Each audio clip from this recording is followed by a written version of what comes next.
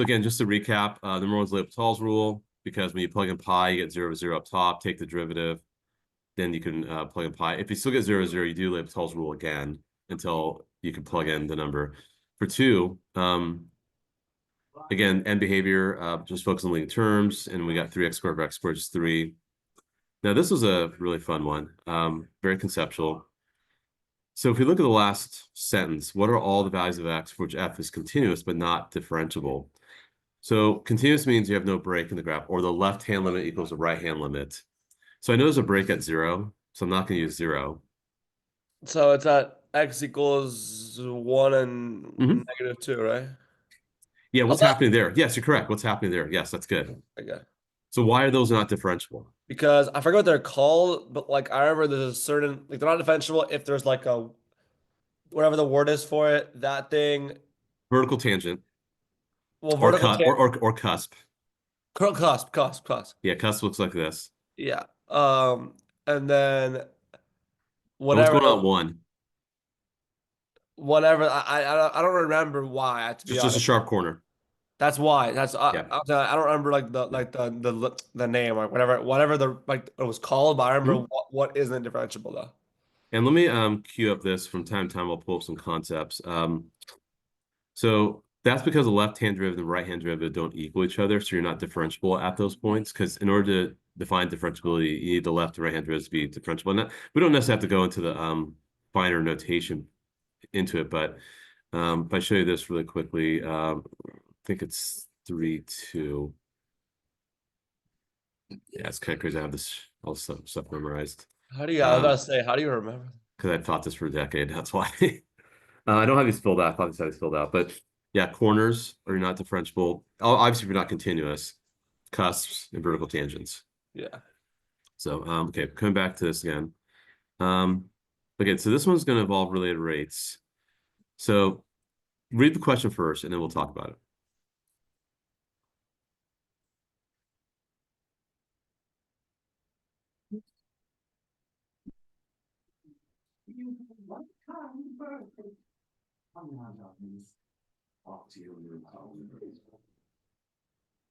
Okay. Okay, so they're asking how's the surface area changing, right? Well, right now, volume equals this chunk. Blessing, blessing. Thank you, thank you. Sorry, I have really bad allergies. I had a cold last week, so I get it. And my entire family's sick I right now, heard that. I so heard that. Yes. Are you feeling okay? the kids are watching a movie. The wife is resting in the bedroom, so yeah, it's just so I'm here kind of managing everything. So anyway, so you got to take the derivative with respect to time because it's per hour. So you take d dt of both sides, and this isn't a good example of implicit differentiation because the right side has r in it, but you're not taking it with respect to r. So the left side is dv dt. That's easy. The right side is 4/3 times 3 pi r squared times dr dt. So the derivative of r cubed is easy, that's 3r squared. The 3's will cancel, so you get 4 pi r squared.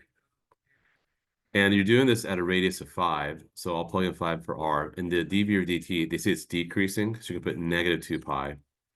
So the rate is actually a derivative. So when they say the volume is decreasing at a rate of 2 pi, that means that dv or dt is 2 pi, but it's negative because it's Yep. decreasing. Yeah. And the r value is 5, so I'm going to plug in 5 for r It after I just cancel out the 3's. yeah. And I'm going to solve for dr over dt. So dr over dt, whatever that is, that's so the right side's going to be 25 times 4, 100 pi, negative 2 pi. So if I isolate dr of dt, I should get negative 1/50th. Yeah. Now, we're not out of the woods yet because the question is asking how the surface area changing. Well, they give you the form for surface area, which is 4 pi r squared. So you got to do this one more time. A equals 4 pi r squared. So dA over dt, which I'm going to solve for in a moment, equals 4 pi times 2r times dr over dt.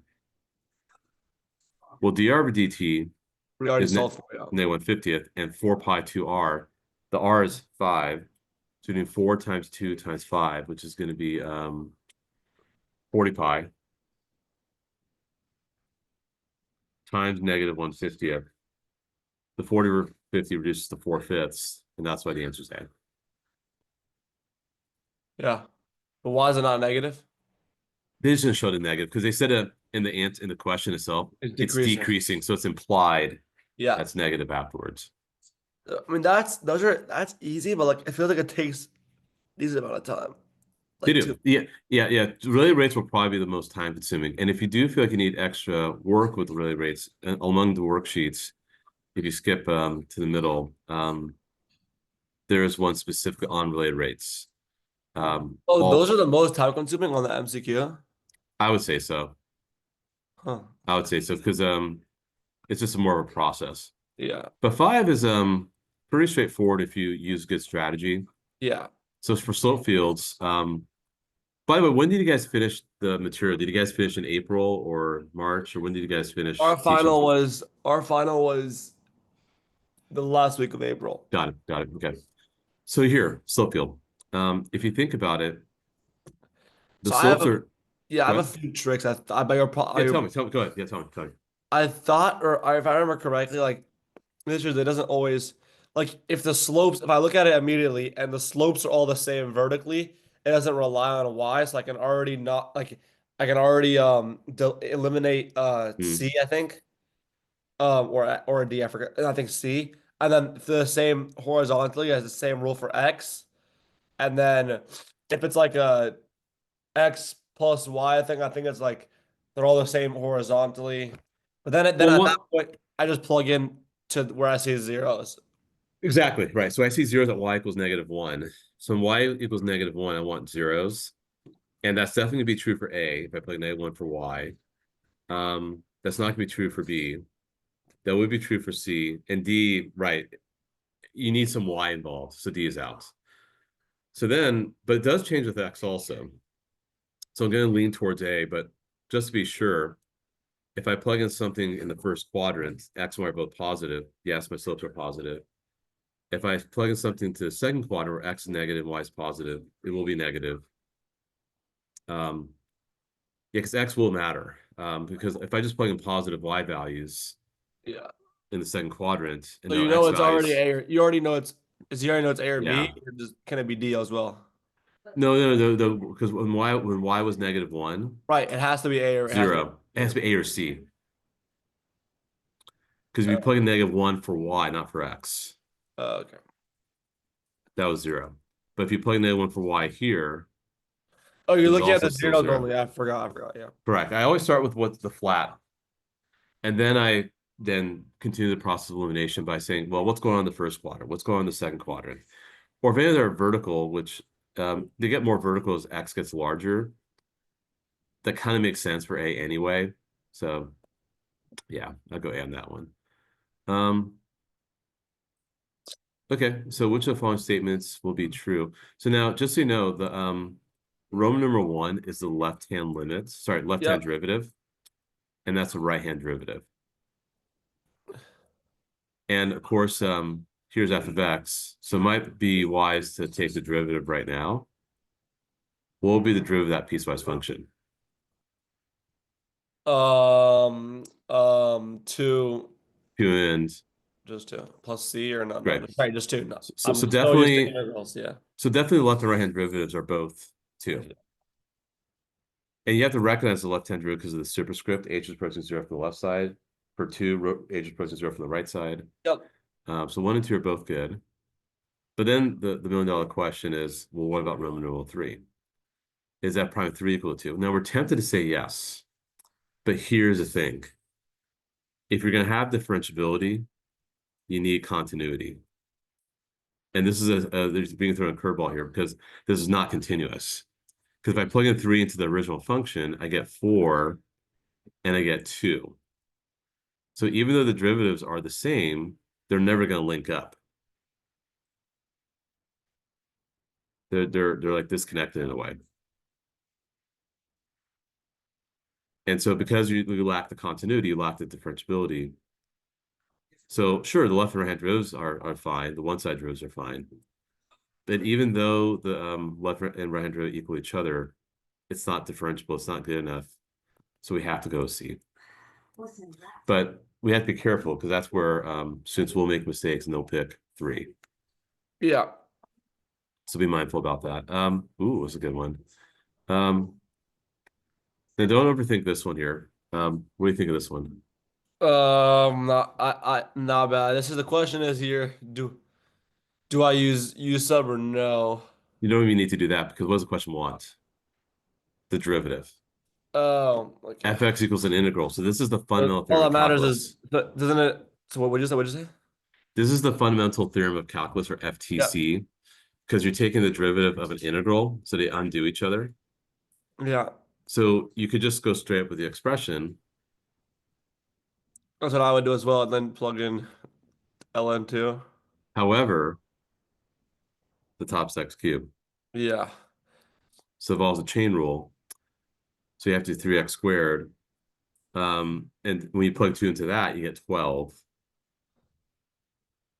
So it'd be B for that one. And actually, I kind of goofed. Actually, it's D as in dog. Because what I forgot to do also had to plug in x cubed into. So what I should have done was this.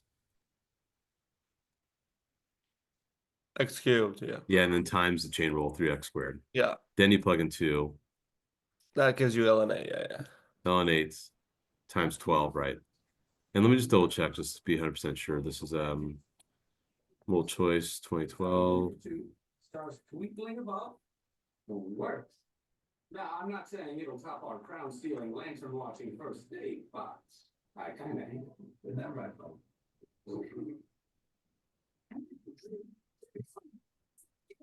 Yeah, D the dog. Okay, hold on one sec. Yeah, no worries. Yeah.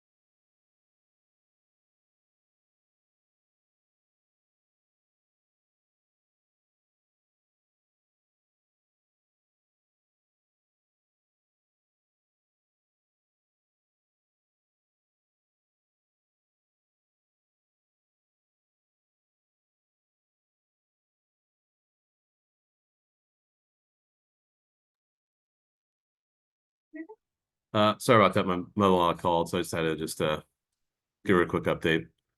No worries, no worries. Okay, so let's get back to this. So we'll do 3 more of these, and we'll do calculator questions. And do you have your calculator nearby? I do, yes. Okay, cool. Then number 8, ooh, that's a tough one. Yeah, that's you'll see this once in a blue. This is like, it's okay if you don't get this one right, because you only need about 75% of the questions correct to get a 5. But you know, there is a consistency to this. I mean, if you're I mean, again, you don't have to get this one right, but here's what's happening. So If you think about 75 right is a 5, 75% right is a 5. about 75%, yeah. Okay. Like higher or lower, you think? That's kind of the threshold. I think that's like the low end for a 5. So we know this, right? If you take the integral from a to b of some function, Well, isn't there like a really easy rule? yeah, so delta x, So isn't it already, yeah, like 3 yeah, it's like a b minus a over n, over n. correct. Hmm. So I So you already know definitely, that so you it's definitely need 2. Yeah, it's either b or d now. so you definitely, yeah, you definitely need, it's definitely b or d, and then let me see if I can get this real fast. I forget the last. So it's a k over n and a 2k over n. That's the part It that's sh little. it should be 2k over n, right? Yeah, what's going to happen is that So it's not. It's definitely b then. well, because so x to the 4 looks like this, right? Yeah. And we're starting at 3, going towards 5, and you're doing all these different rectangles. That's what a Riemann sum is. And so each rectangle is determined by 3 plus k times delta x. So for the first partition, it's going to be 3 plus 1 delta x. The second partition, 3 plus 2 delta x, and so forth. That's why the k is there. And the delta x, we know, is 2. 2 over n. Hence, that's why Oh, it's so I d. was right. Give me some sugar. Right. That's why it's d. Alright. But you want to understand why that is the case. And so that's why I say those are a little tricky at times. Well, I understand. I just knew because I remember the formula because I really I guys know Right. the rule. Yeah, so that's how the Riemann sums works. Okay, last up for number 9. Average, well, there's 2 more. Average value is not average rate of change, but it's going to be the integral Times from a 1 to over b and b times 1 minus over a. b minus a exactly, Yeah. right? Yeah. So you're gonna have 1/8 on the left side. You're going from -4 to 4. And you have a bunch of triangles here. So you have this triangle, which is an area of 1. This triangle, which is a base of 3, height of 2, so that's -3. This triangle, which is 2, that's 1, and that's 0.5. Yeah. So if you combine it all, -2, sorry, 2, 1, -2, those cancel. So you have 1.5 Times 1/8. times 1/8. So 1.5 is 3/2 times 1/8. Should get 3/16 to get Yeah. B as a boy. Yeah. These are like weirdly easy. Is this I how it's agree. a test? Yeah, this is a pretty, I mean, it's 10 years ago, but that's what to I expect. mean, I it's mean, not like the calc evolved 10 years ago, like since 10 years ago. no, of course. And when I last taught this class, my students told me it was pretty darn close what they saw on this stuff. So, and then my colleague who's taken over the class, she told me, yeah, these materials are still pretty Yeah. reliable. Last stuff is Sorry, I keep muting because I'm blowing my nose. It's like no, that's all good, man. Must Don't be. worry about it. So this is what we call law of exponential change. So you could go through the motions if you want to. I mean, I'll go through the motions really fast. Sorry, this is what, repeat that. I just was the moment I blow my nose. This is what rate of change? Law of exponential change. Okay. It's called that because if I separate the variables, if I put y on the left side and dt on the right side and integrate, I get natural log of absolute of y equals kt plus c. Absolute of y equals ekt plus c. Yeah, that's Um, definitely easy. Yeah, and then it's just and like then it's just CEKT, yeah. yeah, the ekt times e to the c. So you have a constant. No, it's just C to the C times E to the KT. Correct, right. So you expect something kind of like that. So I know C and D are out. And then if I plug in 0 for t, I want 4 for y, which I would get for both a and b, because I have e to the 0 plus 3, 4 times e to the 0. But if I plug in 2, I should get 12 as my output. And that's 4e natural log of 3, which will be 4 times 3, which is 12. Here, I'd have, if I plug in 2, I have crap. Okay, they both work. Okay, then I actually have to work. That's okay. We'll work this. Actually, no, it would be B. It would be, sorry, be A. Sorry. Because Yeah, it wouldn't be because it's 9. Yeah, because that's be constant times. Yeah, I'm tripping. It's A. Yeah. Wait. So I don't, Because it has to be what you said? it has to be a constant times E to that jump. Yeah, yeah. Yeah. See. Yeah. So it should be A for 10. Yeah, there we go. So Unless, that's what if C was 1? no, because we need E in our answer.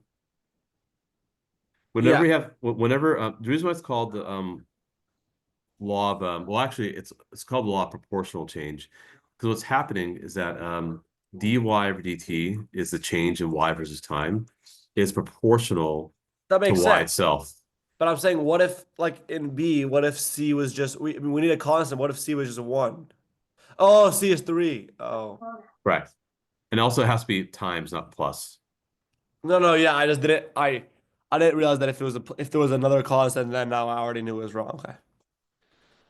Okay, let's keep on moving. So now we're gonna do we're gonna transition to multiple choice calculator, and this is where I'm just gonna kind of Desmos. handpick problems. So you can use Desmos, but I still think the graphing calculator is going to be. I think Desmos is good to find points of intersection. I would definitely do it for that. But I still think there's going to be some value in terms of the derivative features in the graphing calculator. So Maybe I just don't know because Desmos also for like integrals and like when you have to do the revolution stuff is like a short. It's like literally 3 points when you use of Desmos. course, 100% I would do that. Right. But let's try this here. Let's see. So math departments. Okay.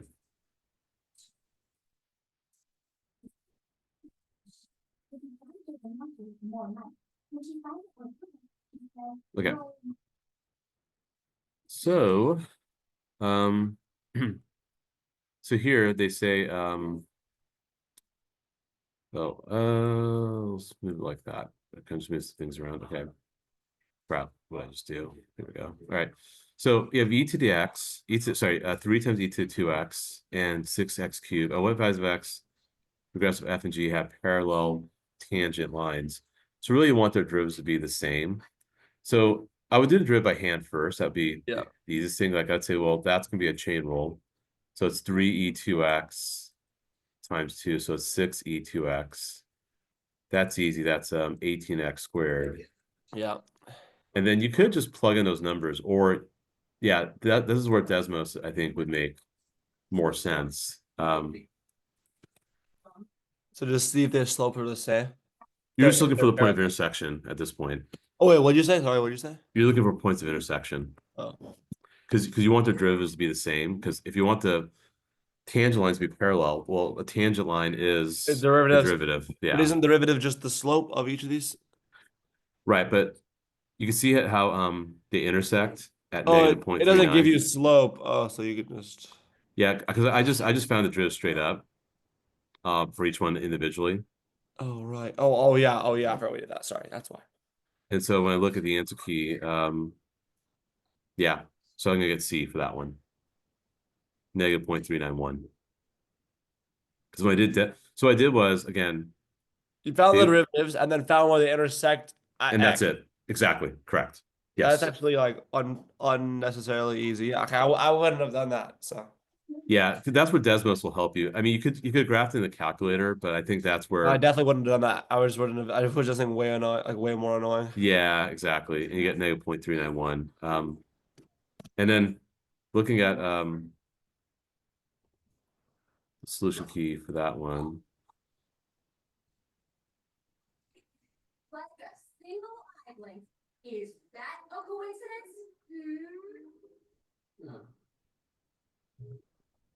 And actually, I'm not sure why I'm doing 19. It's kind of an old one. I'll do a more modern one. But in 1998, multiple choice. Crap, not that one. It's 1997 Funny actually. that it looks like the exact same as it does now, though. Multiple choice calculator. There we go. Set for voting. Yeah, and so they just have you solving the calculator in this case, but let's do let's actually jump to near the end. The 11 sample problems, those are more modern. There we go. Okay. So you get more time per minute, more time per question just because it's involving the calculator, but Desmos I think might make things a little easier. So go and read number one. Tell me anything about number one. So how many is it? It's like, is it 12 questions? You get 15. Okay. 15 of these, and you get 3 minutes per question. Okay. So So the it's not that many deriv- questions, it's just so long, like for someone necessarily, like, I don't know. and some are not even, you don't even need a calculator, it's just more conceptual. Sometimes that Yeah. happens. Not all of them are calculator. No, I'm just saying, wait. And the first section also is 30 questions. 30 questions, correct. Like, and I have like 3 decades to do it. I don't know. Correct. Okay. Yes. A graphing calculator is required. Oh, wait. Yeah, but no, number one, the derivative. Yeah, the derivative function.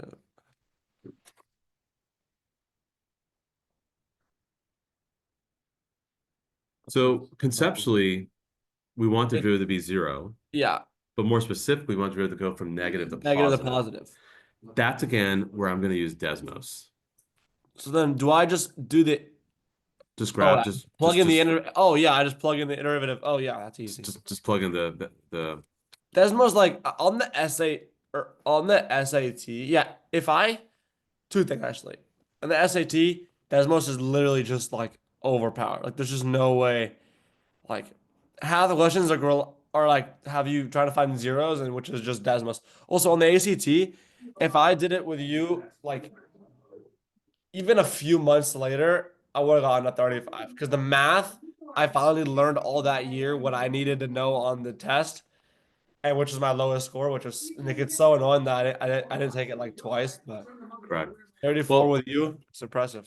so if you look at this one, make Because sure of you're you. in make sure you're in rating mode, by the way. So Yeah, I just very switched it. important. Oh, to Desmos. Should I open Desmos as well myself? Yeah, that's what I think it's default. It's because it'll be on the app itself. Wait. No. I know that, but I'm saying, do you want me to open it right now, or I don't? Sure, I sure, don't. yeah, sure, yeah. Why don't you? Yeah, because I'll have to try some in a moment. Yeah, I'll have you number two. But since we're only focused on 0 to 3, I'm going to focus on 0 to 3, Yeah. and it goes from negative to positive right here. Yeah. So at 2.3715, and that's what I'm going to report as my answer. And so that would be C for that one. Yep. Okay, so now let's look at 2. Second derivative for the function. Yeah, so it's a funky equation. It's already a second derivative. If you want to be concave up, Really easy. what must be true about that second derivative? Positive. Correct. So what I want you to do is punch that into Desmos, only focus on the interval from -5 to 5. To and, the and we negative- want it to be above the x-axis. Yeah. 2 to the negative x. Wait, what is it? Negative x squared. I love typing in Desmos. It's so fun. I don't know why. Plus, plus cosine x. Well, you get that validation. I think that's why.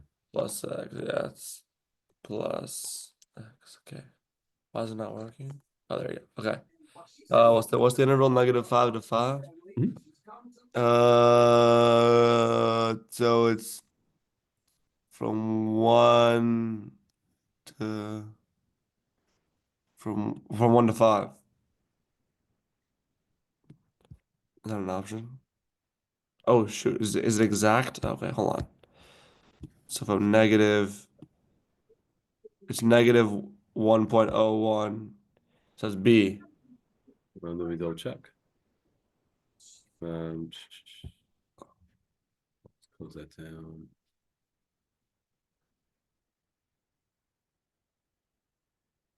Hold on one more second. Set one sec here. Hold on. No worries. As long as I'm not wrong.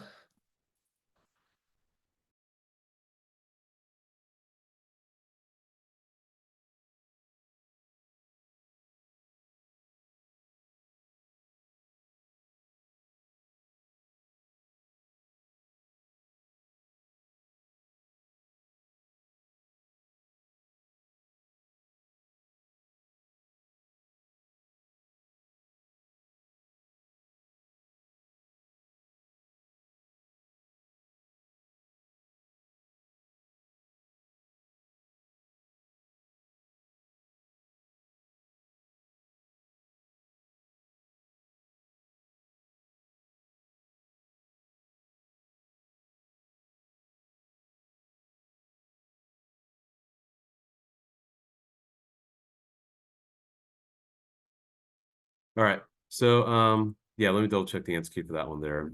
Well, I hope I'm hold on. right because otherwise something went terribly wrong. Yeah, no, I just want to double check to make sure you're doing it correctly. course. Wait, what am I doing that one for? Hold on.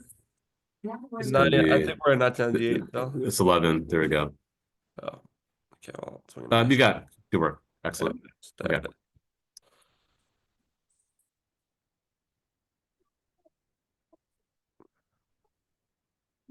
Okay. So yeah, this also, so here's the thing, you know you're gonna be using a calculator because the answers are in these funky decimals, right? So if you look at this one here, Also, Gus, real quick, once we end up like today, is this like are these like all of like the most asked yes, like concepts? yes, Because like yes.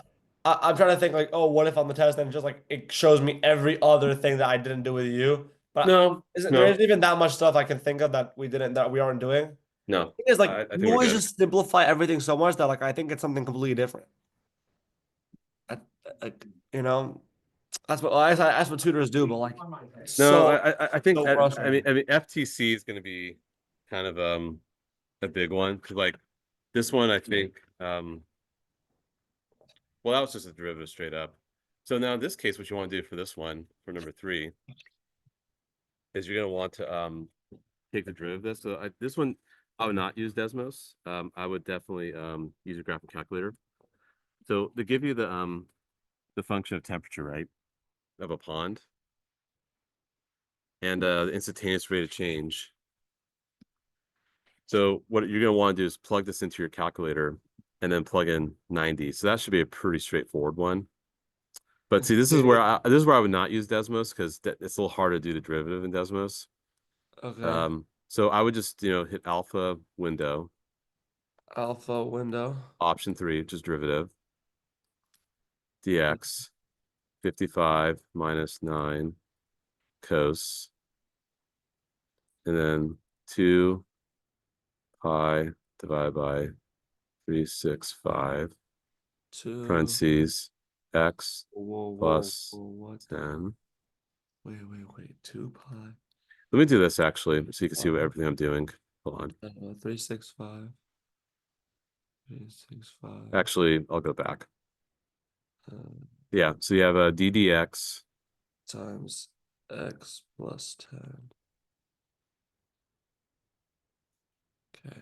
X equals 90. I should complete for what the teacher. I haven't used this since like the first semester. So I got, oh my gosh, I got B. Wait, that's so much not what I would have done. Yeah, and then to plug in 90 exactly. That is not what I would have done, Yeah. Mr. Gus. Oh Why? my. What you would have done? I don't think I've used my graphing calculator. I think second semester, every time we've used Mhm. calculators, we've been allowed to use Desmos instead. So I haven't used this since like semester 1, and so I completely forgot about the derivative. I probably would have like done some stupid shit on Desmos and tried to find some intersection at t equals 90, which would have probably worked, but would have taken way longer than just doing this. Yeah, so I think there's gonna be a fine line as when Wait, can you Desmos should be scroll up used. one second, just so I can read it again to make sure I knew what I was looking at? Mhm. Where t is the number of days since January.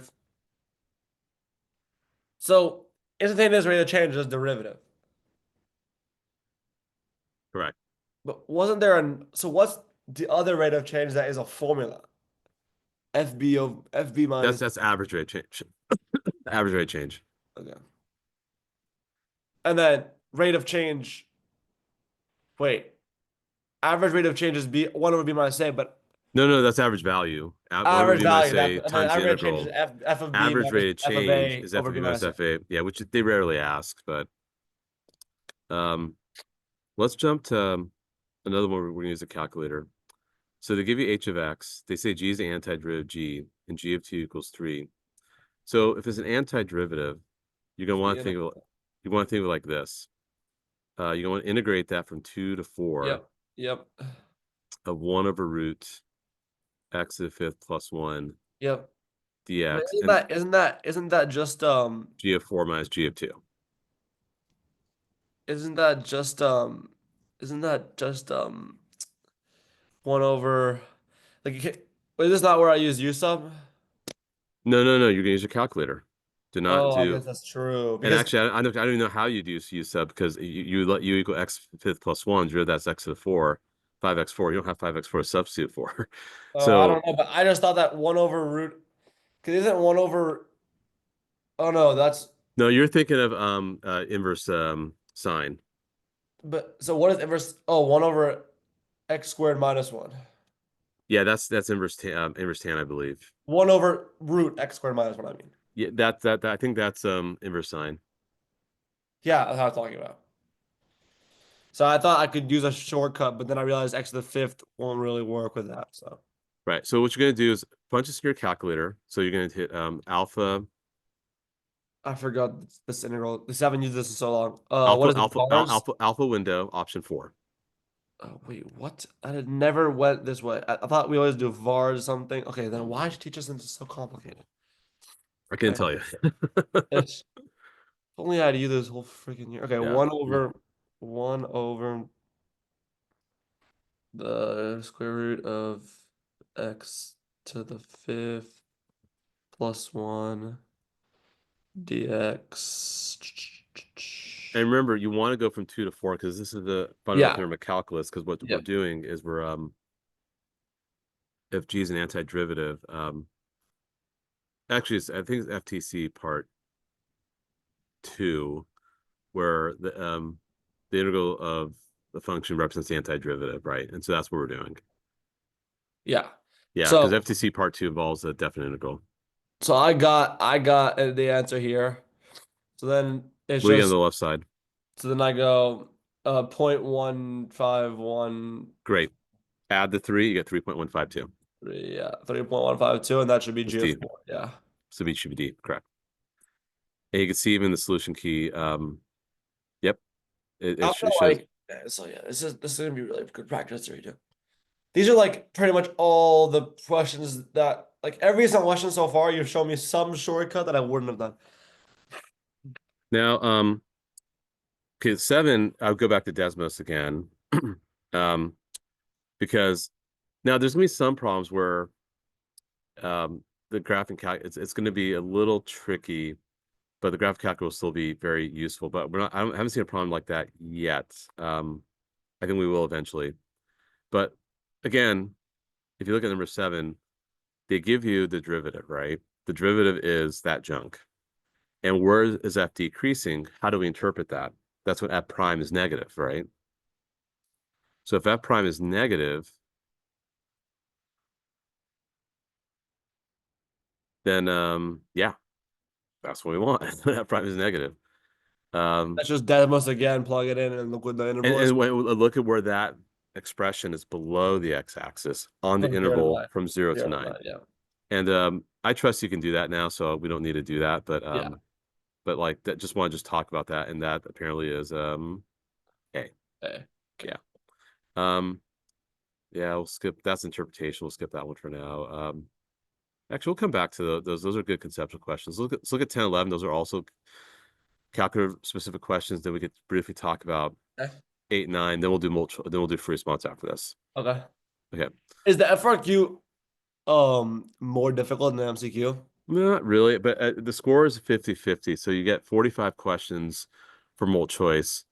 And what that is multiplied by there's I think it's scaled up. No, it's multi yeah. So what happens that Isn't it per year the curve? Like, isn't it different? yeah, it can change. So they take the number correctly out of 45 and they multiply it by 54 over 45 to scale it up to 54 points.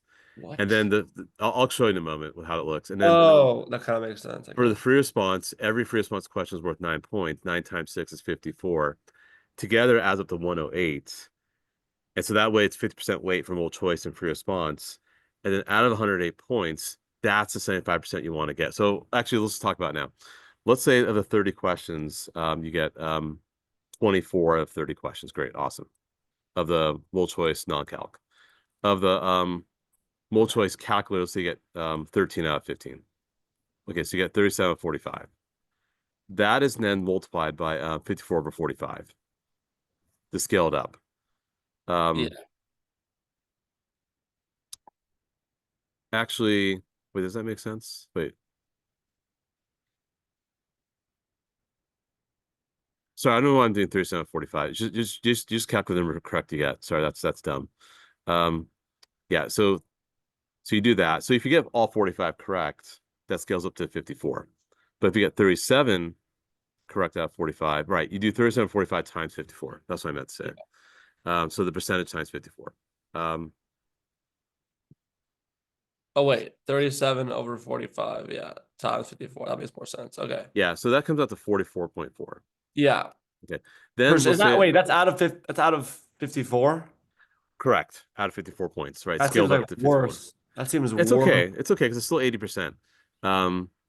Then what you do is you look at the free response. Let's say the first free response you get 8 out of 9. Next one you get a 7. Let's say you get a 6. Let's say you get a 9. You get a 5, and you get How like many a, questions are- a 9. Oh, there's 6. 6. So if I add all this up, if these are all your free response scores, that's 15, 15, 30, 30, that's 44. So you have another 44 points. So that adds up to 84.4, which rounds to an 84. That's enough. That's enough. That'll be enough because if you do 84 out of 108, Yeah. Yeah, I looked it up. I need an 81 at a 108. It's a Q. yeah, and that should be sufficient to getting a 5 on the AP. That still seems like decently high. It doesn't. Yeah, seem that's 77.78%. That doesn't like no. It just seems like per section there isn't that much room for error. Not terribly much, but like if you get like a 5 on one of the pre-response questions, that's okay. And what you don't want any zeros. or I guess I'm ones. just overestimating. Yeah. I'm overestimating probably the difficulty because, like, at least on my test, we're also short, but like they're Mhm. like, I could easily have had to educationally guess 2 and then gotten more than 3 actually wrong, and then I'm screwed. But 24 Yeah. 30 seems like, I mean, I know it's low percentage, but it seems like decently high on this test. But maybe Yeah, not. but we said like if you miss like 8 free response questions, like you miss like again, like if you miss like 6 multiple choice non-calc and then 2 multiple choice calc, like that's still fine. You're still okay. Now take a look at number 10.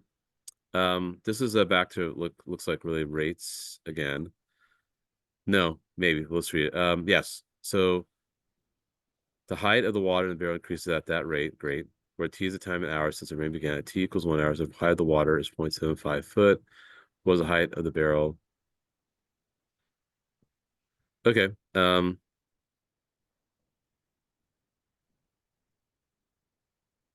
Also, do we need to memorize?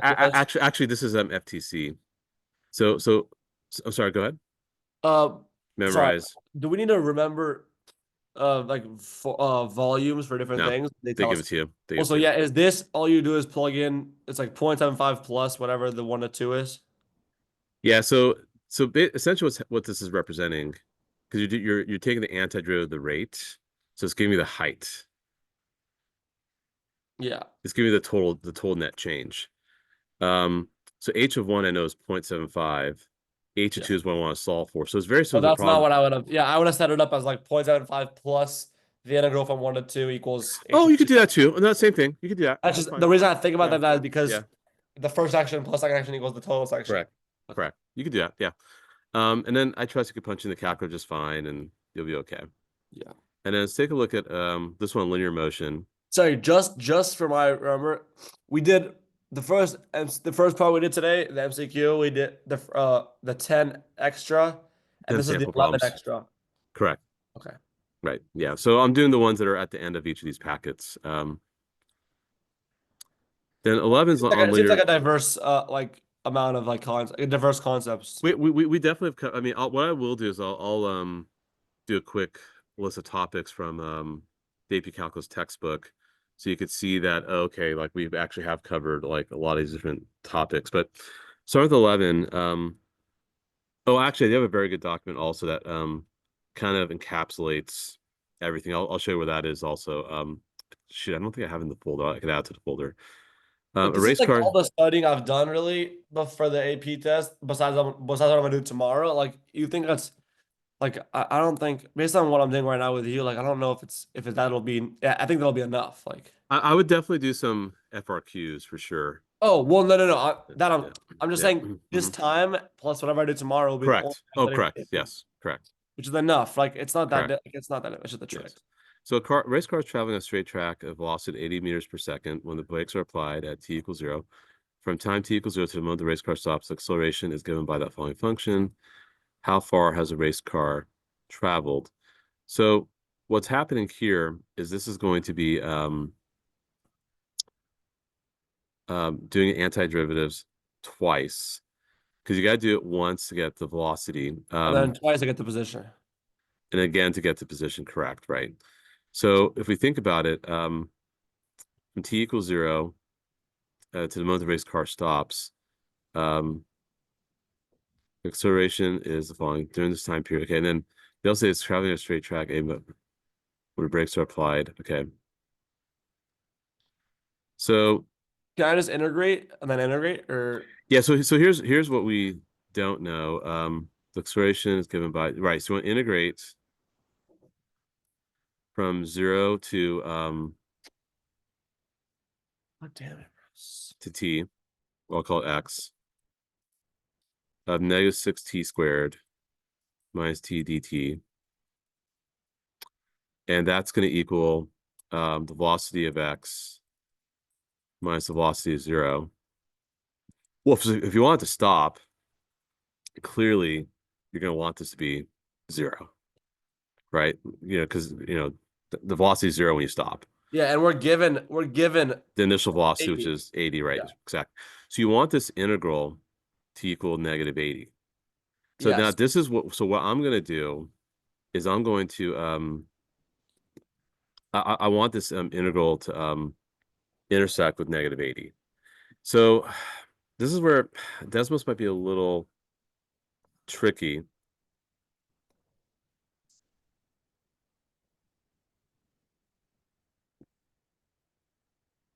Yo, what is that, an app? No, y equals. No, sorry. Is this calculator an app on your computer? Oh, yes. Correct. What the- Yes. that was, Yeah, it's I pretty did it's pretty not it's pretty understand. neat. Yeah, it's an emulator. Yeah, that's So cool. so I'm gonna do negative 80 Yep. And then plug in the function for the. alpha window option 4. Oh, you can do that in here also. Yep. Oh, bless. And then x, and then negative 6 x squared minus x dx. So it's going to graph the integral and the line. And then also I'm going to make an adjustment so that way I could see negative 100. We'll go to 100. Yeah. Make that 10. And we'll go from 0 to 10. No, I think that's fine. Let's go and graph that. Yeah, either my thing is frozen. Okay, well, hold on. Yeah, my thing's loading. I don't know why. Okay, so it's gonna hit it. We just gotta be patient. There we go. I got it. Okay. Yeah, I think you could graph. I just haven't really graphed integrals in Desmos, so that's why I'm just a little hesitant to do that. But see, so I get the Graph intersection. so slowly. Jesus. I know it is. I know. So now I know the time where this happens. So I hit second trace. Yeah, yikes, this is really slow. That's why you get the 3 minutes per question. Let's I think Desmos would work. I think Desmos, I think you're gonna be right, yes. I graphed it. This is how I always. Let me just try. I mean, I just I think it'll work. I always graph it. The only thing is, Yeah, so you get 3.33. So now what I'm gonna do is I'm gonna well, if I take the antiderivative of negative 6t squared minus t, that's gonna be negative 6t cubed over 3 minus t squared over 2 plus c. And my c value is gonna be 80, obviously, because that's my initial value. And so that's negative 2t cubed minus t squared over 2 plus 80. If I antiderive that again, that's gonna be negative 2t4 over 4 minus t cubed over 3. wait a minute. Sorry. Did we? While you just started this, I went to Desmos, so I came back and I installed this. What do we do? What are you doing now? Did you not? Are you doing this by hand now? Yeah, and because I gotta find the position function, and I gotta evaluate from Did we even 0. find the point? Yeah, 3.338. Oh, did you second trace it? I found the point of intersection. I did second trace intersect. Yeah. 3.33. Okay, Right. 3.38. Mhm. Okay. And I then got and the then question is when though, but where did you plug that in? Oh, yeah, X. Yeah, sorry. exactly. And then I plug in 3.338 into my new position function. I could plug in 0, but it's gonna be 0. And if I plug that in, I trust you could do that just fine. But at that point, that's negative 0.5 times x raised to the 4 power, minus, What? How did you? well, it's already stored as x in the calculator. No, I don't mean that. Oh, you got 0.5 because it's over 4 instead. Wait, how did you store X? Should How did you do that? when you find the point of intersection, it automatically saves it. So if I go from that Oh graph, crap. like, Well, I made a I mistake. quit. If I quit and then go X Hmm. X squared, for example, that's 3 whatever squared. Oh, that is insane. Yeah, so it saves us some trouble. And then what happened? How do I get a different X? Oh, only when I did a new intersection point, it gives me a different X. Correct. Yeah, I get 198.766. So then what happens let's say I use that and then the next problem I'm doing derivative and Oh, sorry, then it'll change once a new point of intersection is found. Or no, once you trace. but if I don't do a new intersection, no. If I go to a different problem and I start doing an integral now and then I plug in like dx or from 0 to x, let's say the next integral, will it use x as the past x? No, it won't. No, it won't. Oh, On the home screen, yes, it would. On the home screen, it would, but not when you graph. but on the home screen, I'm saying, It would, yes, how do it I would.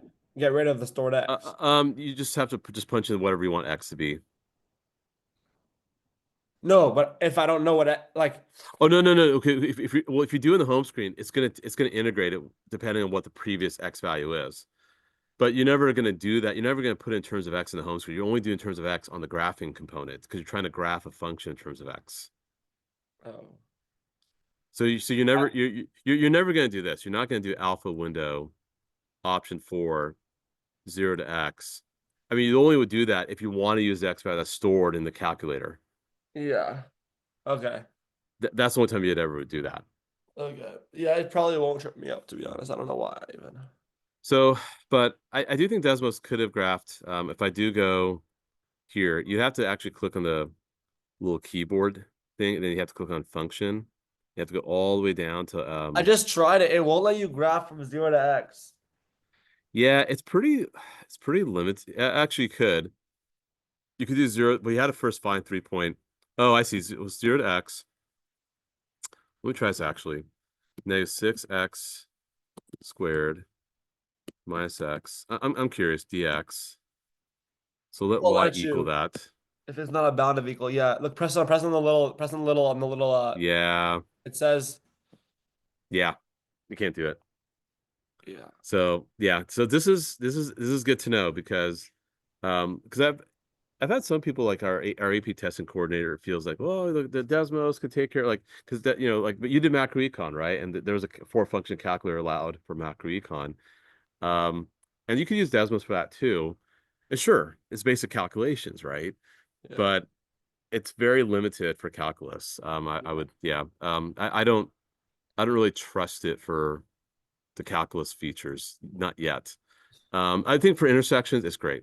And if you know or to look where the graph above or below, conceptually, if you're given a derivative and you want to be decreasing, you got to be below or increasing or concave up, concave down.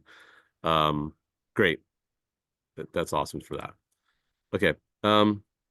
I think now we need to transition to FRQs. So let's talk about FRQs. So we've done a good review of mul choice. Yeah. Okay.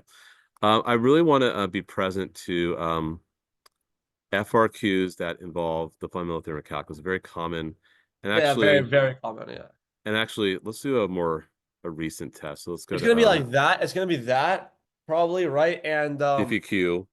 And what is the newest like general solution problems where like you have to like Correct. DFQ. Differential equations. oh differ yeah, of course you have a Yeah. little Yeah. abbreviation for it. Hmm. That and then also like anything that I guess involves like particles moving. I guess that's still FTC though. Yeah. Yeah, you might see a volume one perhaps. Definitely you'll see rate in, rate out for the calculate portion, probably linear motion. And usually there'll be a hodgepodge, like kind of just mix a bunch of things together. Um,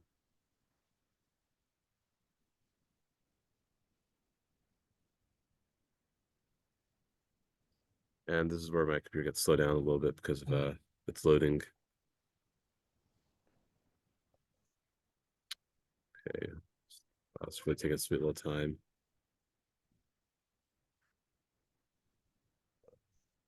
So you don't teach AB anymore? I think No, I taught it. So I first taught it in 2012, and then took a little break.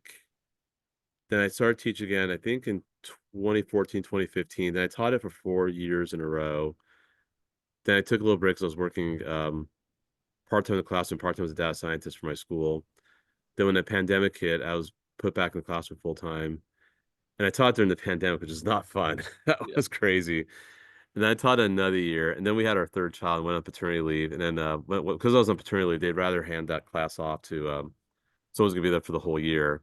Yeah. And then that person's done a great job. It's like, you know what, she's got it under control, and I just teach other stuff now. So, but I Oh, still what do tutor. you still math or Yeah, of course, of course. I teach pre-calculus honors and algebra too, but I've taught it. Yeah, say I taught it 2012, 2015, 2016, 2017, 2018, Yeah.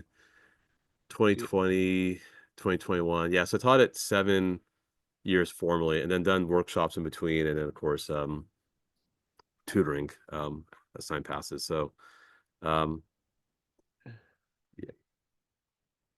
Huh. And then of course I also do BC if anyone ever wants BC help. Yeah. There we go. So let's do this is the 2024 exam. So it doesn't get any more recent than this. Um 'Cause I don't like online, like even the macro test, like my macro final, my AP macro final, my class was an old AP exam, mm, and I did really well on it. Like I got mm-hmm. 98, Ooh, here 94, 94 pre-curve. But on the AP exam, like I was super locked in, but something about the fact that it was online, like in the College Board like format, I like it didn't like it felt even though questions some felt easier, like most felt easier, it felt a little bit hard. It felt weird. I like it like the old-fashioned paper format, like I know. same font, like something about it threw me off and it was really annoying. Like I Well, they're doing it hybrid for the free response because it's gonna be easier to grade. Because the way the grading works is still old school. They actually yeah, fly all these people to Kansas City, and they do the grading there, and they look at the papers, and one grader gets just a bunch of the same problems over and over again. So I think when we were knee deep in the pandemic, I think people were grading remotely, um, but yeah, it's still. I mean, I think math is hard. I mean, to do the symbolic stuff electronically is really hard to do. So I think yeah. the first one has to be on paper. But oh, sorry, let's zoom again. Okay, here we go. Okay, so let's take a look at number 4. Yeah. All right. So they say you have a horizontal tangent x equals -2. Great. Going from 0 to 7. Okay, great. What region are we in the second quadrant? Bound. Okay, great. Okay. Region R is area 12. Great. Okay. So right off the bat, if g of x equals this integral, I'm going to say g prime equals f, Yeah. and g dou prime equals f prime. Right off the bat, we just want to get that out of the way because there are going to be points for that. And that's FTC at its finest. That's FTC, basically part 1 is the derivative of the integral gets you back to the original function. So when they want g of -6, now in this case, that's just area. I mean, that's what they're really asking for part A. They want the area from 0 to -6. Well, that area is clearly 12, but because you're going reverse order, not from -6 to 0, but from 0 to -6, it's going to be -12.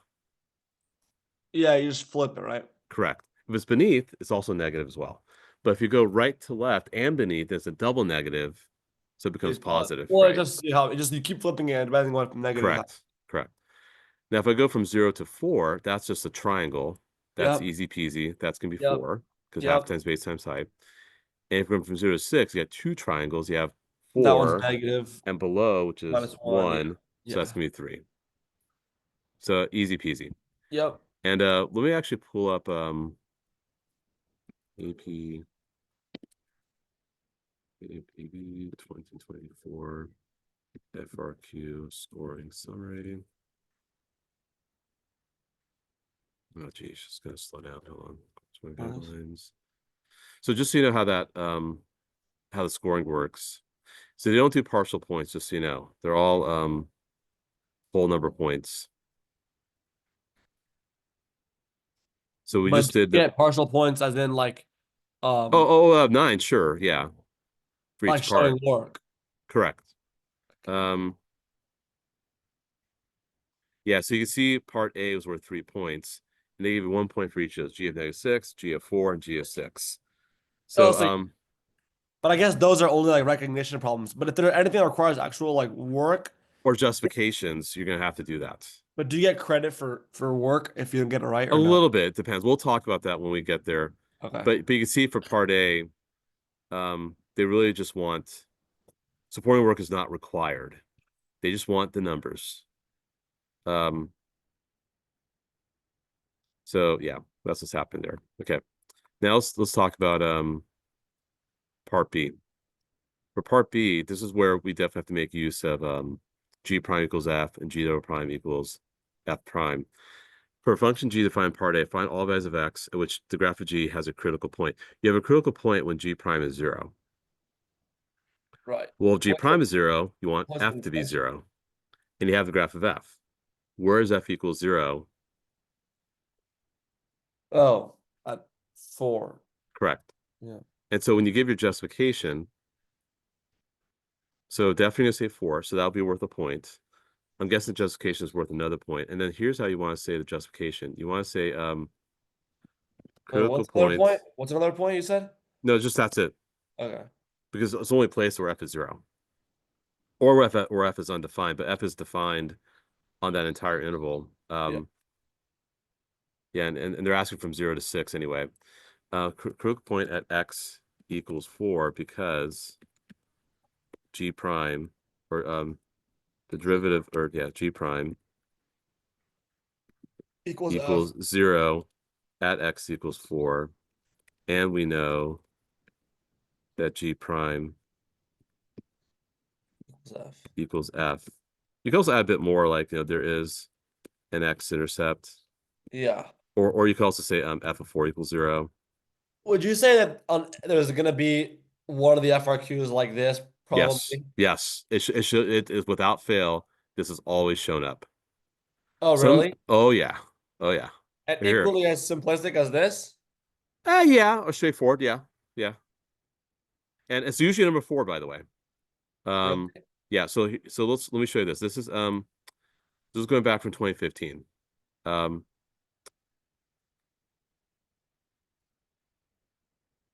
Yeah. There you go, the graph of F prime. And this is asking a question about find relative maximums or concave down increasing. That's 2015. 2016, actually that's number 3 in this case. Right here. You see diffie Q happening afterwards. 2017, number 3 again. 2018.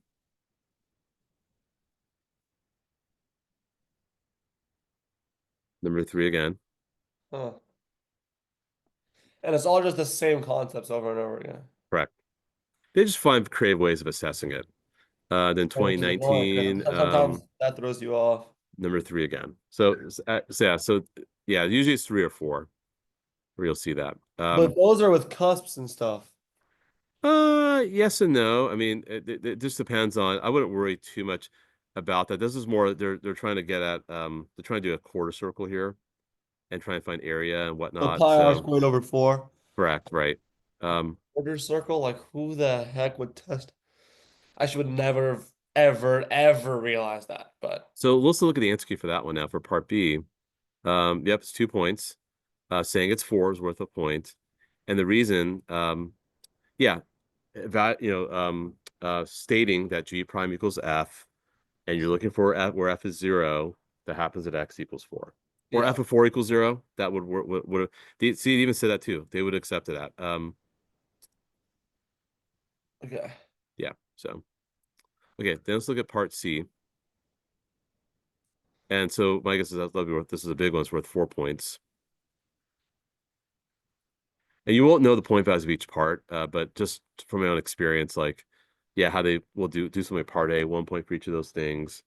Usually if it's a justification, it's 1 point for the answer, 1 point for justification.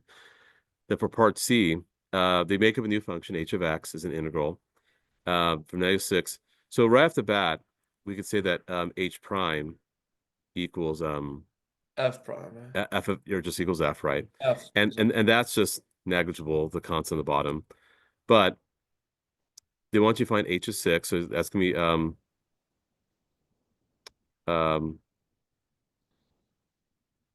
yeah, so if you think about it, you're doing the integral of f prime, that's gonna be f of 6. Or wait. How is Just back up a little bit. Yes, sorry. Before I get too carried away. Yes, go ahead. no, Ask no, your not question. that. I'm just saying, how is if earlier we said that G prime equals F as well? Yeah, but now they made up a new function. Yeah. But how could but in the first one the integral was F T dt. That's because g equals the integral of f. Now h equals the integral of f prime. Exactly. So So hold on, let's back up. Let's back up. Okay. So actually, before I even get too carried away, what's the integral of f prime? F. Actually, no, you're correct. I made a mistake. H equals f. You're correct. Okay. H equals f. You're correct. And then the other one was G prime because it's only of F. Yeah, okay. And then h prime would be f prime, Yeah. and h double prime will be f double prime. You're correct. Yeah.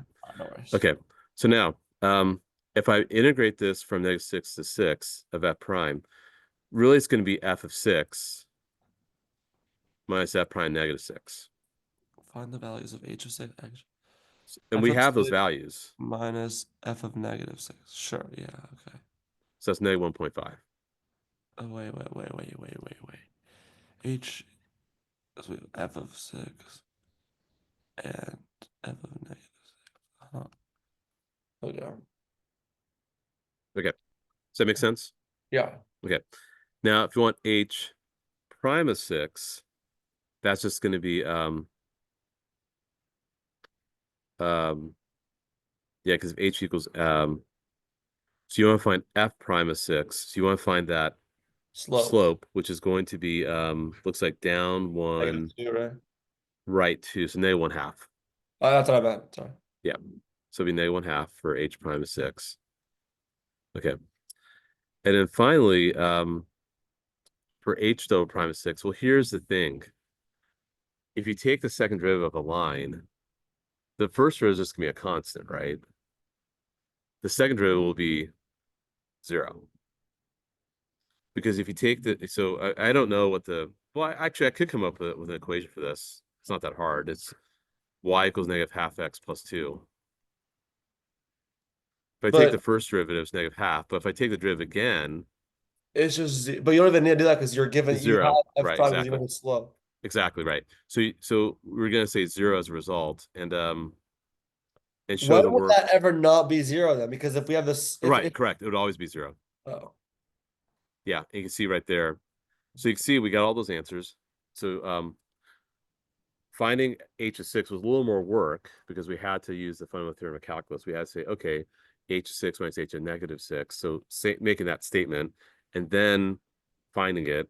And then the rest were just straightforward, like, oh yeah, h prime is Yeah. f prime, h double prime is f double prime. but it all starts with writing that H equals F in the beginning, Correct. or G prime equals F in the beginning. Correct. And this is last year's test. So it's very, very straightforward. Yeah. Okay, so that's FTC. Let's do DFQ. Not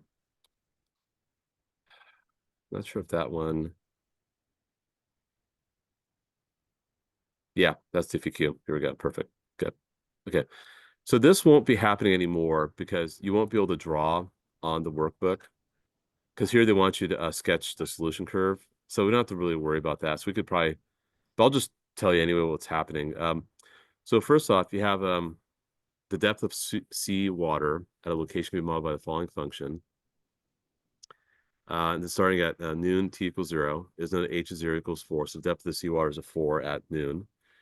And it changes. The rate of the depth of the water changes as time passes. Yep. Now, if you ask you to sketch a solution curve at 0,4, you just kind of just follow the contours of the slope field, which will be kind of like this. But I'm not going to ask that anymore because you're not drawing on the workbook. Yeah. So don't worry about that question. And they're not going to ask you to draw a slope field either, because it's just not going to happen. It's also a waste of time. For part B, though, I like part B a lot. And that's probably worth 1 point, by the way. From 0 to 5, it can be shown that h of t is greater than 1. Find the value of t when t is between 0 and 5, at which h has a critical point. Determine whether the critical point corresponds to relative max or neither. Okay, so what you want to do is do a sign chart at 1 for your derivative, because if your derivative is 0, then you know it's a critical point. But then also you have to see what's happening before 1 and after 1. If there's a sign change that goes from negative to positive, that's a relative min.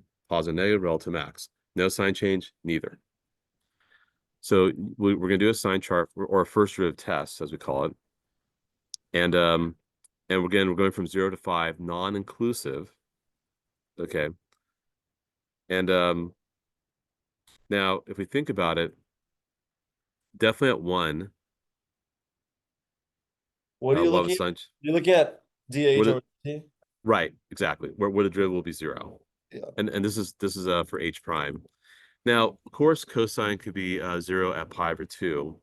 So we should look at pi, but I don't think they're really interested in that. Oh, find the value t. Never mind. Actually, we do need to actually look at pi. We do. Because they say, yeah, we do need to look at that. So we'll look at pi as well. Because I know cosine of pi over 2 is 0. And past that, then I'm past 5, right? Like, because if I get to 2 pi, sorry, if I get to 3 pi over 2, 3 pi is 9.42. That's past 5. Yeah. So if I'm to the left of 1, this factor here is negative. But cosine of 1/2, that's still in the first quadrant. That's going to be positive. So I'm going to be negative over here. Yeah. If I'm past 1, again, cosine of pi over 2 is still in the first quadrant. So it's positive, and it's positive when h is bigger than 1, so I'm positive. And then when I'm past cosine of pi over 2, like cosine of anything between pi over 2 and pi is negative for cosine, it's negative here. Whoa. And then between, oh. Yeah, when you're in the second quadrant for cosine. Yeah. So now the question is, find the value t for which h has a critical point. So we have 2 critical points. Definitely at 1, and that's a relative min, and definitely at pi, which is a relative max. Because your derivative changes. And when you justify it, you want to make that statement that the derivative change or dh over dt changes from negative to positive at t equals 1. dh over dt changes from positive to negative at t equals pi. Hence, you have a relative min at 1 and a relative max at pi. And that's how you're going to want the justification. I guess it's probably going to be worth a decent number of points because there's a lot going on there. So that's number 3. Yeah, so yeah, 1 point for that one. We sketch the curve. Yeah, 3 points. So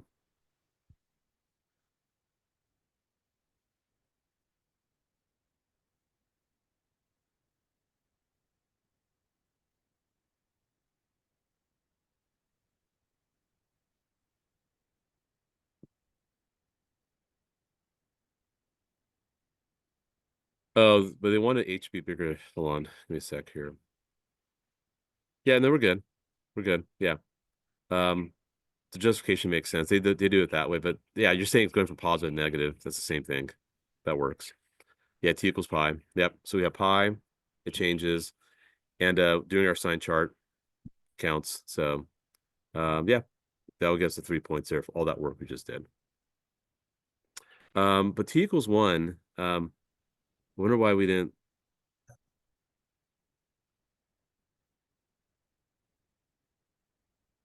I mean, h of t is greater than 1, so I guess you'd want to look for a max, but wonder why they didn't care for us to answer that, but that's okay.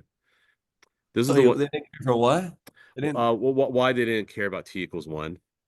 I'm just curious why they didn't care about t equals 1. Oh, if so we gave that as one of our answers. So the only answer was pi for them. But they wouldn't penalize us for it if we did. Oh, that's when h is. Oh, I didn't see that. Yikes. Okay. Ooh, okay. I made a little mistake there. Okay. The only critical point actually. Okay.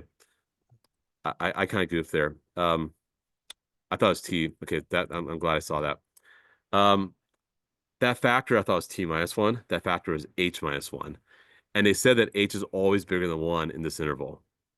So that factor would never have been negative. It would always been positive. So really, we only had to be present to the cosine t over 2. That was my fault. But they even said they wouldn't have penalized us if we said t equals 1. So if we did it, we wouldn't have been penalized because I think that was a common error that I just made right there, wait, but where is the interval that says that h is greater than 1? right here.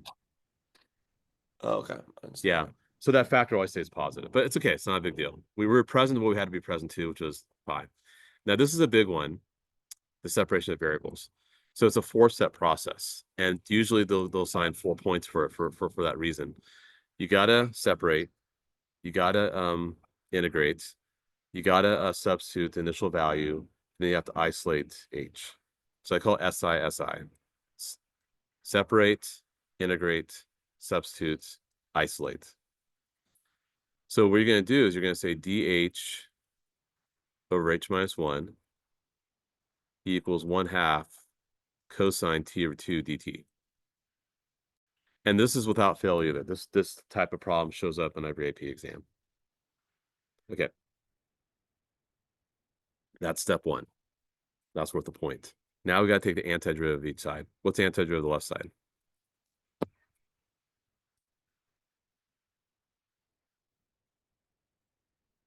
Oh, you're muted. Is that just ln h minus 1? Correct. Then what you want to do is take the antiderivative of the right side. Okay. So what you want to do for this one is that's sine. Yeah, 1/2 sine t over 2 times 1/2. Actually divide by 1/2. Or It's a linear u sub, so it's the opposite of chain rule. So you multiply by 2, which cancels with this, and don't forget about your plus c. So you have Wait. sine of t over 2. divided by 1/2.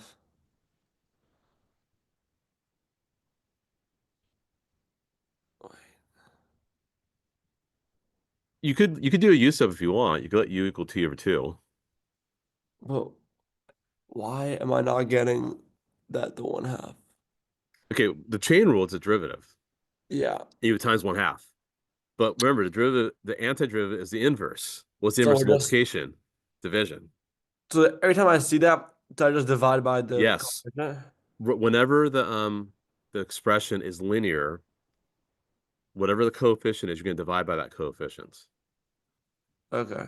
Always. Right, because if it's an x, if it's cubed or whatever, I know what to do. I just multiply 1/3. Correct. Correct. So now my integration is done. So actually, I take it back. This is worth 5 points because the slope field is a point. The previous part is worth 3 points. 5-point problem. So the first step, the separation, was worth a point. So that's worth a point doing the separation. 5-point part, right? This Part C. is 5 Part points. C.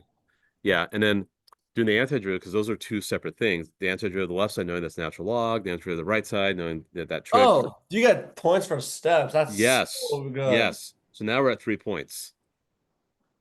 Then the next point is to substitute the initial condition. So you plug in 4 for h, so it's natural log of 3, equals sine of 0, which I know is 0. Yeah. So c is natural log of 3. So that's worth another point. Wait, you plugged in t equals 2? I plugged in this initial condition there. 0 for T, and 4 for the H. Right. Then the algebra to solve for H, which is a little hairy, that's only worth a point. So if you're so as a strategy, if you're getting stuck on the algebra, you're only fine for 1 point. You Yeah. now got yourself 8 out of 9. You got 18 more points left for questions 5 and 6. Yeah. Take care of that. Come back to this later if you're getting stuck.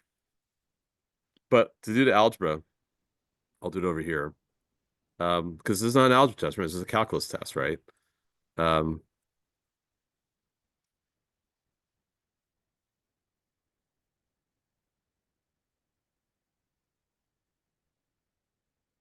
So we got this now, right? So you have natural log of h minus 1 equals sine t over 2 plus natural log of 3. So then absolute of h minus 1 equals e to all that junk, right? That's the undo the log, natural Yeah. log.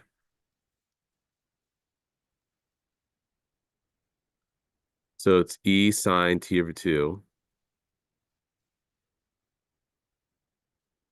times e natural log of 3.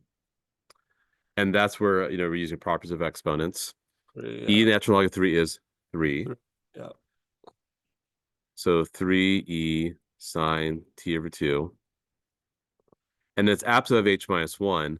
Now you have to be careful, is the absolute, if I plug in 0, I want 4, I gotta plug in 4 for h. But I do get 3 on each side, so I'm not gonna make it plus or minus on the other side. If it was if h of 4 was like a negative value, then we had to take that consideration. So what you do want to do is, literally plug in 4 for h Why 4? Oh, not okay. and put plus or minus. You literally want to do that. But it's all good Wait, why 4?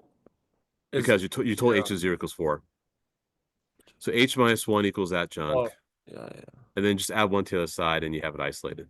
But see, that's quite a bit of work for the algebra. That's only worth 1 point.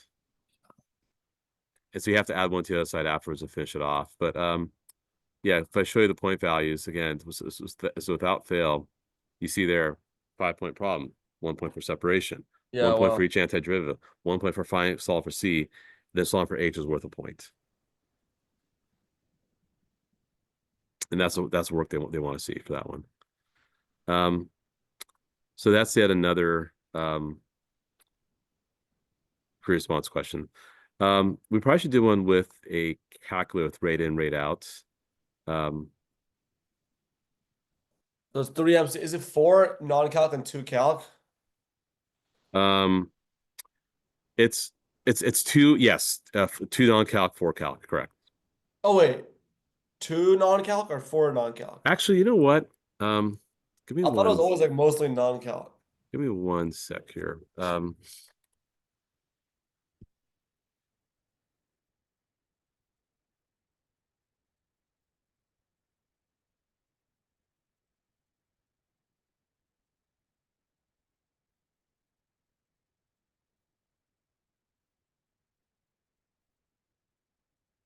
Yeah, it's still 4. Yeah, because yeah, what's going to happen is that the Desmos will turn off for questions 3 through 6. It'll stay on for questions 1 and 2.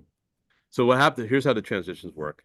You do multiple choice non-calc for your case an hour and a half. Other people would do it for an hour. Then you do multiple choice calculator for 45 minutes, or if the extended time be 7.5 minutes. Then a break. Then you do free response calculator, 2 of them, 15 minutes each, with extended time be 45 minutes. Then you do 4 free response questions, and then Desmos will turn off 4 free response questions, an hour, both extended time be an hour and a half. And what are the other? So we did 2 FRQs without calc. What would Yeah. be the other 2? What topics you think of like? Well, so like the 2024 exam, so number 5 here looks like this is that looks like related rates, kind of implicit. It's just a hodgepodge, looks like. 6 Looks like that's volume. The Yeah, revolution stuff. revolutions. Yeah, that's volume. So I would say for the multiple choice, sorry, for FRQ non-calc, FTC is one of them. DiffyQ is another. Third one's probably volume, and the fourth one's gonna be a hodgepodge.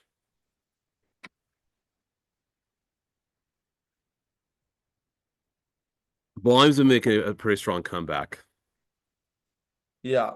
Because but back in the day they weren't doing too much volume, but it looks like it's having a strong comeback. But it's not a guarantee of the volume, just so you know. Yeah. But I say it's almost a certainty with the FTC and the DiffyQ. Yeah. So this will be our last one for the workshop. First, Let's take a look at now for the calculator. Typically, you'll see one with linear motion, which is right here with velocity. And you'll see one with rate in versus rate out. I want to do rate in versus rate out because those are a little funky. rate in versus rate out, you call Yeah, it? yeah. So like basically, like you're looking at the rate of something changing, Yeah. and actually, this is not necessarily doing that necessary, but it's still a good problem to do because it has a lot going on here. Yeah. So here we got a table. The temperature of coffee in a cup at time t minutes is modeled by a decreasing differential function c. Does that make sense? You have the coffee, it cools down. So they asked you to approximate c prime of 5. How would you do that using a table? For 0, let's see.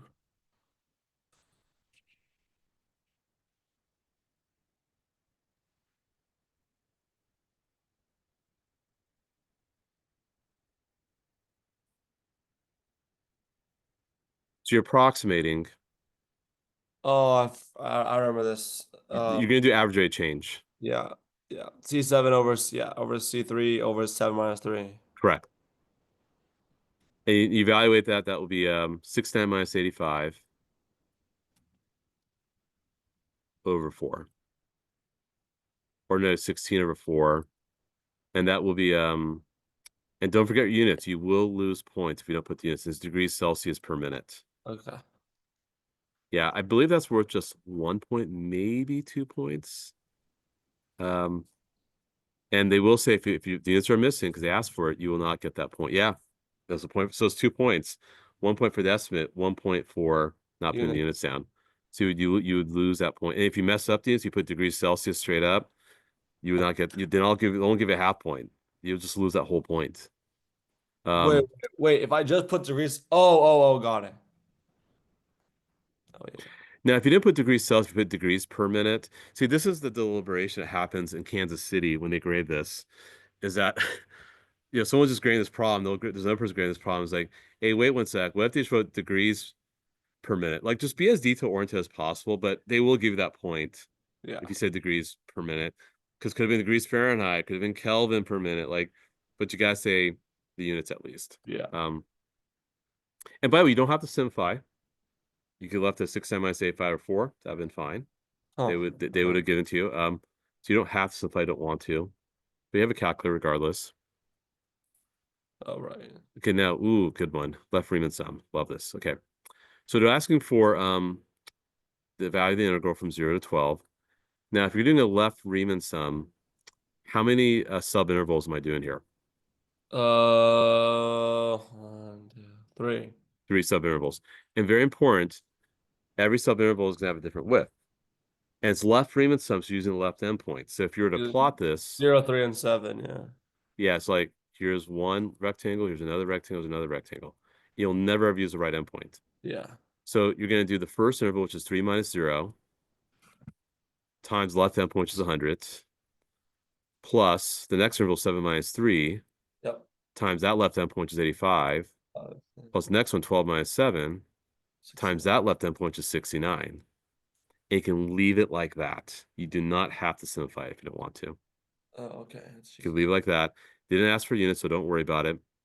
Now, when you interpret this, that's an average value. Yeah. So you're going to say, so here's how you have to say it. Be very careful how you say it. You want to say it's the average temperature in degrees Celsius. You got to give the units also in degrees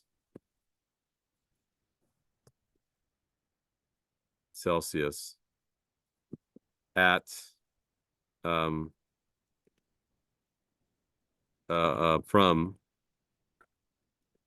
t equals 0 to t equals 12 minutes. Actually, sorry, the average temperature, actually, sorry, let me rephrase it. The average temperature in degrees Celsius from t equals 0 to t equals minutes is, and then whatever the answer is, 1/12 and some junk, whatever that junk is. But do I need to get the answer? I think you have to actually. Let's take a look at it because they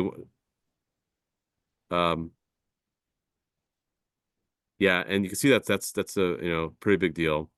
Actually, you didn't have to. Never mind, I'm tripping. But the How would average you get- temperature. Yeah. No, because they would have asked for it. But yeah, you can see a response of this would have earned the first point. You don't have to actually evaluate it. Oh, but estimating is a point. Hold on a sec. Oh, but yeah, you still have to at least put C of 0. If it accidentally right Riemann sum, they would have dinged you. Yeah, you see here, 3 times 100, 4 times 85 plus 5 times 6 earns both the first and second points. Yes. But if you just did 3 minus 0 times C of 0 and you don't evaluate C of 0, they don't know if you really know what that means. And you get 1 point. Okay, that makes sense. But then for the last one, interpret for the rate of change, or sorry, the average value, how would you even get the answer of C of whatever? Oh, you have to divide the whole thing by 12, that's all. Divide what thing by 12? The answer from the first part by 12, right. that's all. But then it didn't ask for it, so we didn't have to provide. But notice I did have to say average, very important. The interval, very important. Yeah, average and a time interval. You really need those two things. Very, very important. You do not need the reference to the units because it didn't say so. Back in the day, you had to. But if you put the wrong units, you would have shot yourself in the foot. Yeah. Yeah, so now that they actually do explicitly say if they want the units, you gotta. Before it was implied that you always had to give the units. So it's always just doesn't hurt to give the units. Unless they're wrong. Correct. And then for the next one, the rate of change. Okay, fine. Some wacko formula. Find the temperature of the coffee at T equals 20. So you're gonna have to integrate that. Because I know what C of 12. So I know what C of 12 is. It's obviously 55. Yeah. So what you're gonna do is you're gonna integrate from 12 to 20 of C prime of T dt, and that's FTC at its finest. That's C20 minus C12. Well, I know what C12 is. It's 55. C20 is what I want. And I have to use a calculator. I got to punch this in my calculator and integrate this from 12 to 20. And it's going to be some wacko number. And then C of 20 would be 55 plus that wacko number. Then, yeah, there you go. Yeah. You can see right now, we've seen FT show up several times with this test. They love this. This is a huge concept. It's called fundamental for a reason. And it's usually done in the middle of calculus, right when, that's a pivotal point. Usually like in January is usually when this is covered. Yeah. And this will wrap things up for part D. Maybe a double prime. Great. Think we've shown whatever. Fine. Okay, great. Determine whether the temperature is changing at a decreasing or an increasing rate. So basically, is C double prime positive or negative? Because the thing is that if C double prime is negative, you might still be increasing, but those rates are not going as fast. It's slowing down a little bit. It's kind of like when you have like COVID, like when they said the flattening of the curve. People are still getting COVID, but not as fast a rate as before. Whether the temperature of coffee is changing at a decreasing rate. And of course, if it's positive, then it just keeps getting fast. It's kind of acceleration away. So all you really need to do is graph this and see what's happening in the graph from 12 to 20. If it's above the x-axis, it's changing at a positive. If it's negative, it's changing. It's decreasing.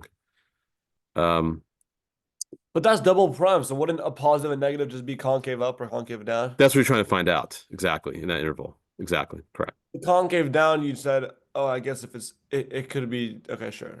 Correct. Correct. So yeah, it's positive. So it's increasing. Okay. Yeah. You just make a statement about that. That's all. That's only worth 1 point. But the previous part was worth 3 points because the integral, make sure you're using C of 12, which was 55, and then Yeah. find the answer. That was worth 3 points. So those are the most common. So this was pretty thorough. I mean, we definitely covered a good chunk here. So what I would do is and so one last thing I want to show you Yep. is this right here. Stuff you must know,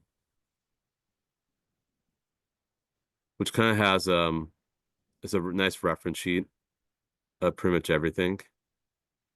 Might be a good idea to kind of just look over this. I must know cold all of this, unfortunately. Yeah, let me upload it. Come on. Here we go.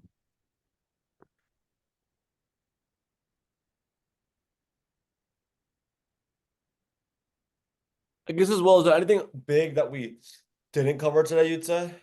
No, I think we covered everything. So just to recap,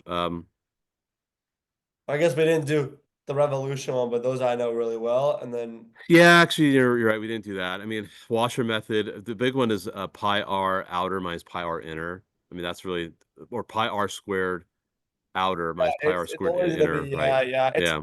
It was never use disk. And you want to be able to come up with coordinates for this axis of rotation. Like if you're rotating this way, and then take the difference in the coordinates, and that's your r outer and r inner. But yeah, but yeah, definitely we definitely did FTC at its finest for sure, like a rate in, rate out, or net change. We did linear motion. We talked about that. Yeah, the mix for the fourth MCQ or whatever that we didn't cover with FRQ, sorry. It's like a mix, but it's probably like linear motion. That's probably like FTC as well. We did relay rates. We didn't quite do implicit differentiation in a standard way, but relay rates is kind of an application of that. We didn't quite do extreme value theorem or mean value theorem, but mean value theorem is like average value. Extreme value theorem is basically finding highs and lows, but extreme value theorem is more if you're trying to find absolute extrema. I'll know if they ask because they'll say and you want to find test endpoints and critical points. We talk about critical points. We talk about first derivative tests. We talk about concavity. We talk about increasing, decreasing. We talked about derivative trig values, derivative exponential functions. We did chain rule. We did kind of product rule in a way, quotient rule. Not really, but we did L'Hopital's rule. Yeah. Yeah. I just get worried always, like if the on the test they ask like the one thing I actually didn't like remember or didn't study or whatever. We didn't do derivative inverse functions. That's kind of funky a little bit. We did a lot of Riemann sum stuff, which is good. So there's some leftover stuff. Like a lot of it's kind of like overlaps, and also like they're not they're like inverse trig, you just gotta know them and that's it. Like correct, right. Yeah, so but you have the worksheets also. So I would actually, if I were you, I would probably go through the worksheets first, and then do some of the old tests, some of the FRQs, and then some old choice. What are the APs you have coming up? I just have Monday. I had maybe macro today, so yesterday's I have calc on Monday and then psych on Friday. Oh yeah, you got some space. Yeah, so this is definitely a calc weekend. So take a little break. Do some of the worksheets. Look at the reference sheet. Maybe do some FRQs. Do some more work tomorrow. If you have questions, just shoot me a message. I guess also the last thing was, when do I really know? Because we didn't use that